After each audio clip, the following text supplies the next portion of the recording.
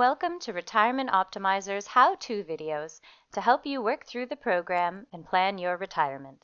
This video will cover step 4 of the solver, income. This step includes income for those not yet in retirement, as well as income earned during retirement from sources such as speaking engagements, rentals, or casual employment. If there is taxable or non-taxable income, click Yes and a table will appear with additional fields to enter. First, describe the income. In this example, let's say the individual has 5 more years until their planned retirement. Next, we enter the start year, which is the year in relation to now, so we will enter a 1. The end year refers to when the income will stop, so we will enter a 5 as we predict they will begin retirement at this time.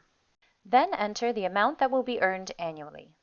To finish the table, enter the interval number of years that the additional income is earned and the percent average annual growth, which can account for inflation or other growth factors.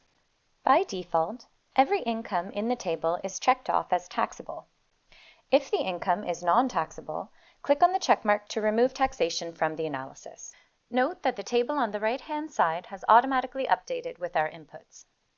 If it does not update, you can hit Enter or Recalculate. You can add rows for additional sources of income by hitting the Add Item button. In the next row, let's enter consulting income that will be earned during the years of retirement. As the individual would like to retire in 5 years' time, we enter a 5 for the start year and 10 for the end year, as they will consult for 5 years. As the annual amount is a projected value, we can use the FV calculator. Click on the button and a pop-up window will appear. Fill in the value of the amount in today's dollars.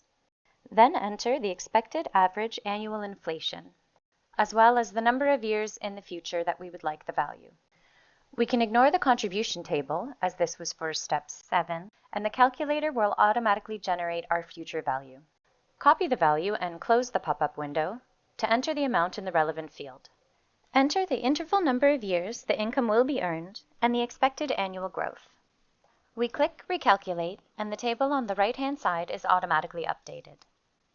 Once completed, remember that there is a separate table should the spouse have sources of income during retirement. And thus completes step 4 of the solver. We hope to see you at step 5.